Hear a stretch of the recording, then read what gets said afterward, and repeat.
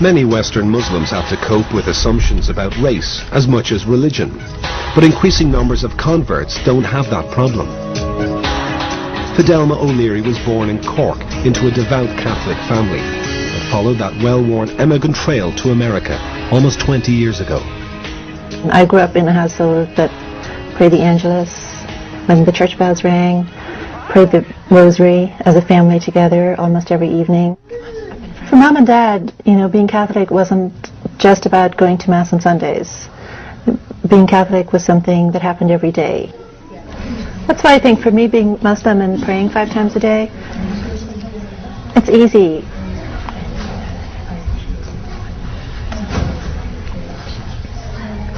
It was a process of becoming disenchanted with the church.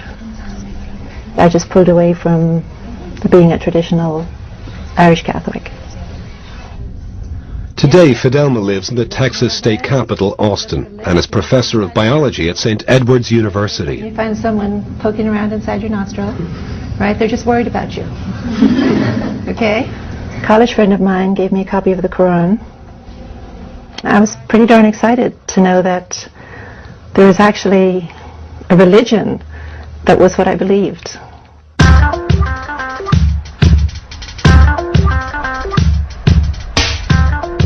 I've been Muslim for about 25 years. And I can remember a time when I was the only convert I knew. Now, my circle of friends is half converts. Most Friday mornings, Fidelma hosts a prayer group at her home, and among the faithful are 2 other Irish converts, Eileen and Michelle. We're 3 lovely lassies from Erin, and I am the best of them all. The world is becoming quite secular, and I think that's okay for a while, but then people look for meaning and they look for significance. Jesus said, "I am indeed a servant of Allah. He has given me revelation and made me a prophet."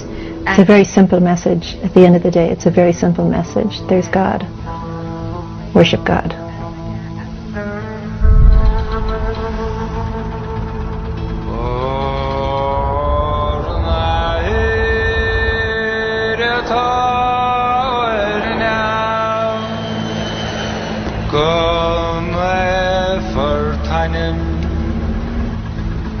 We followed Fidelma and her daughter Sarah back to Cork during the Christmas holidays. The journey would deliver an intimate encounter between a modern Muslim and Catholic tradition. When I first told my family I was Muslim, it was difficult for them to hear. They identified very strongly with being Catholic. It was hard for them, and they knew nothing about Islam. You talk about misrepresentations of Islam now, well, go back to Ireland in the 70s and it was more harshly misrepresented. I don't think you gave me a kiss. Give me a kiss and a hug for your auntie. What's your favorite auntie?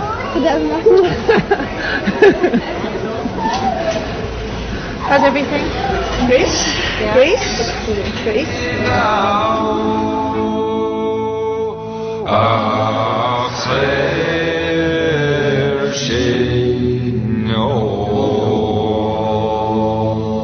This is the small little part of Cork City that I grew up in as a child.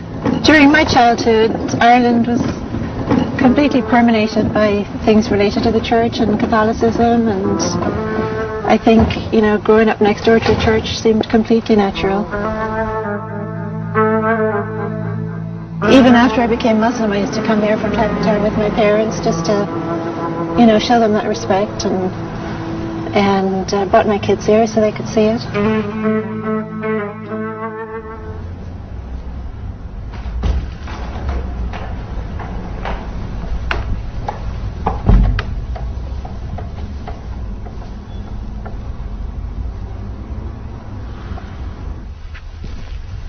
I'm kind of shocked at myself to remember that I used to go and kneel in front of these statues and pray to them. And the thought of kneeling at a statue of some virtuous person who passed away and praying to that person is ludicrous to me.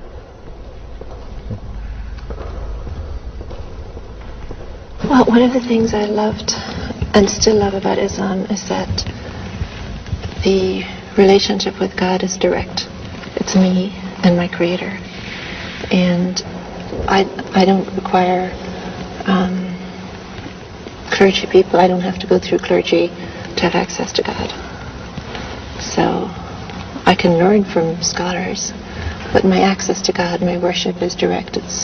I stand before God and I worship, and I ask for help and I ask for guidance, and it's a very direct connection.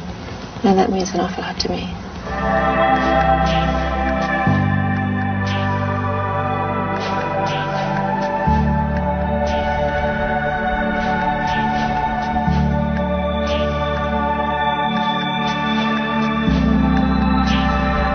What we have in the Quran is we have hints at the magnificence of God.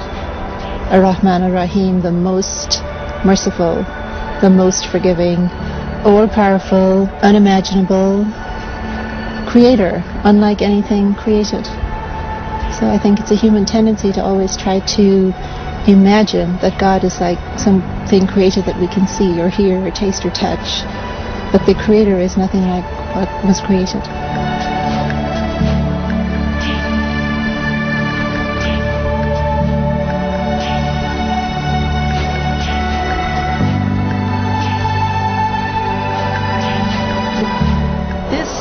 God's creation. Yeah. And this makes me want to submit myself to God.